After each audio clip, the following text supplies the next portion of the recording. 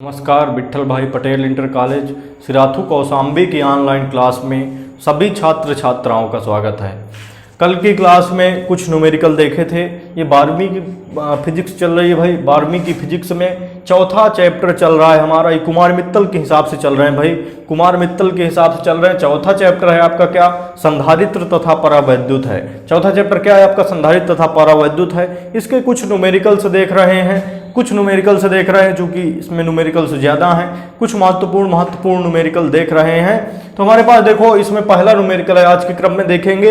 पहला न्यूमेरिकल क्या है? पहला न्यूमेरिकल है निम्न परिपथ में बिंदुओं ए व बी के बीच तुल्य धारिता ज्ञात कीजिए।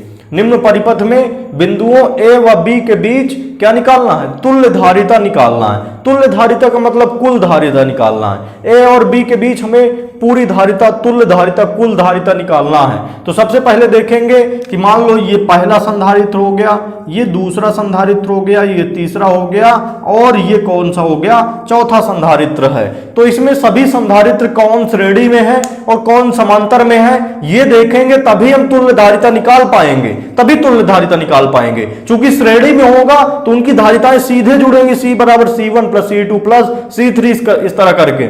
और यदि हमारे पास जो है, यदि कैसे होंगी? यदि समांतर में होंगी, यदि संधारित्र समांतर क्रम में होंगे तो उनकी धारिताएं व्युत्क्रम के रूप में जुड़ेंगी। तो सबसे पहले देखिए, ये जो है श्रेणी समांतर देखने का तरीका क्या है? यहां से A टर्मिनल से धारा भेजिए, ये आवेश भेजो। तो A टर्मिनल से मान लो आवेश जा रहा है, तो ये दो भागों में बढ़ जाएगा। कुछ आवेश या कुछ धारा इधर चली जाएगी, कुछ इधर, मान लो इधर Q1, इधर क्या हो गया? Q2 चला गया। तो अब देखिए, ये Q1 पहले इस संधारित्र में जाएगा, फिर Q1 चूंकि तार अलग नहीं है तो Q1 ही कहां पर जाएगा? यहां पर जाएगा। चूंकि यदि तार अलग हो जाती तो कुछ इधर चला जाता, कुछ इधर चला जाता। तो Q1 पहले इसमें जाएगा, फिर Q1 ही इसमें जाएगा। तो दोनों में आवेश या धारा का मान क्या है? समान है। दोनों में आवेश या धारा का मान समान है, इसलिए दोनों किस में होंगे? श्रेणी क्रम में होंगे, दोनों श्रेणी में होंगे। फिर जब दोनों श्रेणी में जुड़ जाएंगे तो ये दोनों का जो मान आएगा, ये दोनों का जो हल करने के बाद जो मान आएगा वो, और चूंकि इनमें, इसमें धारा अलग है, इसमें धारा अलग है, तो जो दोनों को हल करने के बाद जो मान आएगा वो, और ये किस में होंगे? समांतर क्रम में होंगे। ये समांतर क्रम में, चूंकि धारा का मान क्या है? दोनों में अलग अलग है। फिर ये वाला पूरा हल हो जाएगा। ये जब पूरा हल हो जाएगा तो यहां से यदि धारा Q चल रही है तो पूरी वही धारा कहां पर जाएगी? वही धारा दोनों में Q1 Q2 इधर जा रही, लेकिन यहां पर क्या हो जाएगी? यहां से Q1 आएगी, यहां से Q2, तो Q हो जाएगी। तो Q धारा इस पूरे तीनों को जब हल हो जाएगा तो तीनों को हल होने के बाद जो मान आएगा वो, और ये तीनों में क्या है भाई? तीनों को हल होने के बाद जो मान होगा उसमें कौन सी धारा जा रही थी? Q धारा जा रही। तो Q और Q दोनों में क्या है? धारा का मान या आवेश का मान समान है। तो दोनों में आवेश का मान समान होगा तो क्या होगा भाई? दोनों में जब आवेश का मान समान है तो यहां से जो है धारिताएं क्या होंगी?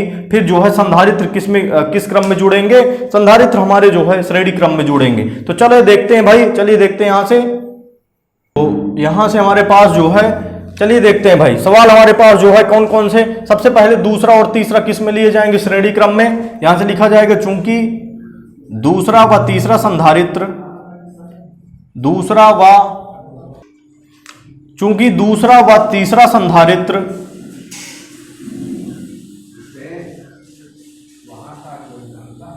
चूंकि दूसरा व तीसरा संधारित्र श्रेणी क्रम में है, श्रेणी क्रम में है।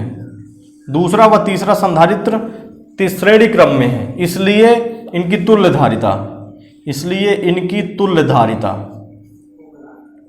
तुल्य धारिता ध्यान से देखिएगा भाई, इसलिए इनकी तुल्य धारिता।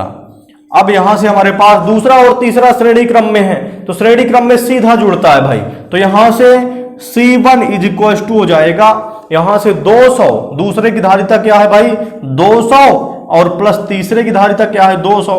यदि यहां से समांतर, यहां से गड़बड़ हो रहा है, यहां से जो श्रेणी है, यहां से जो श्रेणी क्रम होता है, बिल्कुल ध्यान रखिए, श्रेणी क्रम में व्युत्क्रम में जुड़ता है और समांतर क्रम में जो है सीधा जुड़ता है। वो प्रतिरोध का दिमाग में चढ़ गया था। प्रतिरोध में होता है श्रेणी में प्रतिरोध सीधे जुड़ते हैं और समांतर में प्रतिरोध क्या होते हैं? व्युत्क्रम के रूप में जुड़ते हैं। तो चूंकि श्रेणी क्रम में है दोनों, इसलिए दोनों की तुल्य धारिताएं व्युत्क्रम के रूप में जुड़ेंगी। तो 1/C1 सभी धारिताएं किस क्रम में जुड़ेंगी, व्युत्क्रम के रूप में, तो इसकी तुल्य धारिता क्या कहलाएगी, तुल्य धारिता C1, इसकी कितनी आ जाएगी C1, तो 1/C1 इज इक्वल टू 1 यहां से 200 और प्लस में क्या हो जाएगा 1/200। बिल्कुल ध्यान दीजिए भाई, ये दोनों 200 और 200 किस में है, श्रेणी क्रम में है। श्रेणी क्रम में कौन किस प्रकार जुड़ता है भाई, श्रेणी क्रम के लिए जो है श्रेणी क्रम संयोजन में हमने बताया था, क्या बताया था, 1/C is equal to 1/C1 plus 1/C2।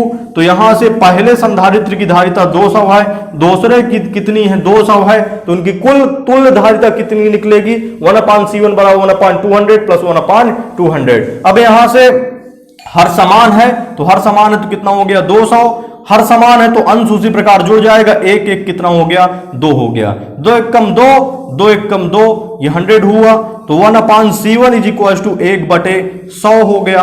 अब दोनों पक्षों का व्युत्क्रम कर दीजिए, जब दोनों पक्षों का हम व्युत्क्रम करेंगे तो हमारे पास बनेगा, ध्यान से देखिएगा भाई, यहां से जो है इधर का व्युत्क्रम में भिन्न पलट जाती है, तो इधर का व्युत्क्रम C1 और इधर का व्युत्क्रम भिन्न पलट जाएगी, कितना हो गया 100 हो गया, तो यहां से 100 माइक्रोफैरेड आ गया।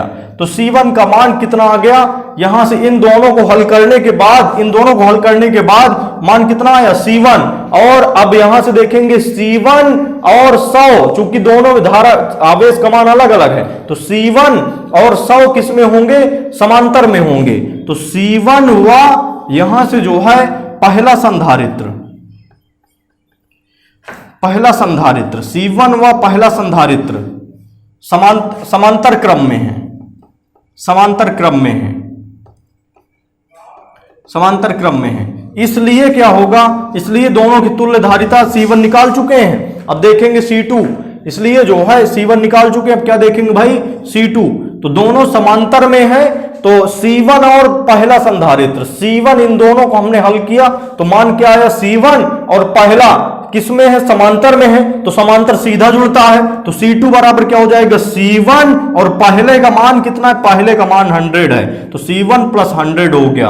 अब यहां से C1 की वैल्यू रख दीजिए, तो C1 की जब वैल्यू रखेंगे तो C2 इज इक्वल टू हो जाएगा, C1 की वैल्यू कितनी है 100 और प्लस में हो जाएगा 100, तो 100 मिला के कितना 200 माइक्रोफैरेड हो गया। तो अब ये तीनों जब हल हो गए, तो तीनों को हल होने के बाद पूरा कितना आ गया, तीनों का हल करने के बाद 200 आ गया, 200 माइक्रोफैरेड हो गया, तो 200। अब देखिए भाई क्यों धारा क्यों आवेश चल रहा है, वो पहले तीनों को हटा के हम कितना निकाल लिए मान 200, तो क्यों आवेश चल रहा है वो पहले किस में जाएगा 200 में जाएगा, फिर यही क्यों आवेश किस में जाएगा 100 में जाएगा। चूंकि अब इन तीनों से हमसे मतलब नहीं, इन तीनों को हल कर लिए, हल कर चुके, तो कितना मान आ गया 200, तो क्यों आवेश पहले 200 में जाएगा, 200 में जाएगा, फिर यही 100 में जाएगा, तो ये दोनों किस में होंगे भाई, ये दोनों श्रेणी में होंगे, तो यहां से लिखा जाएगा C2 व यहां से जो है चौथा संधारित्र, फोर्थ संधारित्र श्रेणी में है, श्रेणी क्रम में है, श्रेणी क्रम में है, इसलिए श्रेणी क्रम में, इसलिए क्या बनेगा भाई, यहां से जो है दोनों की तुल्य धारिताएं व्युत्क्रम के रूप में जुड़ेंगे, तो लास्ट में कुछ नहीं बचा है तो C रख देंगे, 1/C is equal to 1/C2, C2 की वैल्यू कितनी थी 200, तो 1/C2 के स्थान पर 200 प्लस 1/ चौथे संधारित्र की कितनी है 1/100। अब यहां से देखिए भाई 100 और 200 का जो है जो एलसीएम होगा वो कितना बनेगा 200, 200 एक कम कितना हो गया 200 और 100 दूनी 200, 2 एक कम कितना 2 हुआ, तो 1/C इज इक्वल टू 2 1 3/200। दोनों पक्षों का व्युत्क्रम कीजिए, इधर का व्युत्क्रम भिन्न पलट जाएगी तो C हुआ, इधर का व्युत्क्रम भिन्न पलट जाएगी 200/3 माइक्रोफैरेड हुआ, यही हमारा आंसर हो जाएगा भाई। तो C का मान हमारे पास इतना आ गया।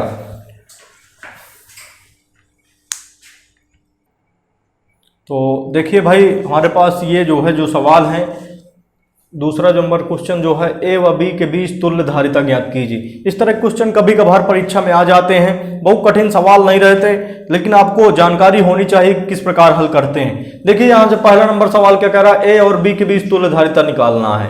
तो मान लो ए टर्मिनल से हम आवेश भेजेंगे, आवेश Q भेजेंगे तो ये तीन तरफ बढ़ जाएगा, एक इधर चला जाएगा, एक इधर चला जाएगा, कुछ इधर चला जाएगा। तो यहां से इधर कुछ चला जाएगा, कुछ इधर चला जाएगा, कुछ इधर चला जाएगा। तो तीनों तारों में आवेश का मान क्या है?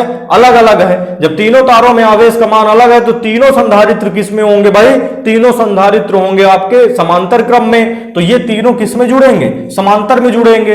तो ये संधारित्र और तीनों को मिला के हल करने के बाद जो मान आएगा वो, और ये वाला, ये तीनों किस में होंगे? ये तीनों फिर श्रेणी क्रम में जुड़ेंगे। श्रेणी क्रम में जुड़ेंगे, जो जोड़ देंगे तो जो मान आएगा वो हमारे पास क्या हो जाएगा? ए और बी के बीच तुल्यधारिता होगा। इसी प्रकार दूसरे में देखिए, यहां से मान लो आवेश चला, यहां से Q आवेश चला, ये दो भागों में बढ़ जाएगा। कुछ आवेश Q1 इधर चला जाएगा, कुछ Q2 इधर चला जाएगा। तो ये Q1 पहले इस संधारित्र में जाएगा, फिर यही Q1 फिर इस दूसरे संधारित्र में जाएगा। अर्थात दोनों में आवेश का मान क्या है? समान है। जब आवेश का मान समान है तो दोनों किस में जुड़ेंगे भाई? श्रेणी में। तो दोनों को श्रेणी में जोड़ लीजिए, जो मान आएगा वो, और ये वाला चूंकि फिर ये में इसमें और इसमें आवेश का मान अलग रहेगा तो किस में जुड़ेंगे? फिर समांतर में जुड़ेंगे। तो वही हमारी क्या हो जाएगी? तुल्यधारिता हो जाएगी। अब चलते हैं तीसरे नंबर पर सवाल पर। इसमें ए और बी के बीच तुल्यधारिता निकालना है। तो इसमें कैसे निकलेंगे? ए टर्मिनल से आवेश भेजिए तो Q आवेश चला, तो ये दो भागों में कुछ Q1 इधर चला गया, कुछ इधर चला गया Q2। तो यहां से जो है Q2 चलेगा इधर। तो ध्यान से देखिएगा भाई, Q2 इधर जाएगा तो Q2 पहले इसमें जाएगा, फिर वही Q2 इसमें जाएगा। तो दोनों में आवेश का मान समान है तो दोनों किस में होंगे? श्रेणी क्रम में होंगे। दोनों को श्रेणी क्रम में जोड़ने के बाद ये इसमें और इसमें का मान, इसमें Q2 है, इसमें Q1 है, इसमें Q2 है। तो ये दोनों को हल करेंगे श्रेणी क्रम में। श्रेणी क्रम के बाद जो मान आएगा वो, और ये वाला किस में जुड़ेंगे भाई? ये दोनों जो है समांतर क्रम में जुड़ेंगे।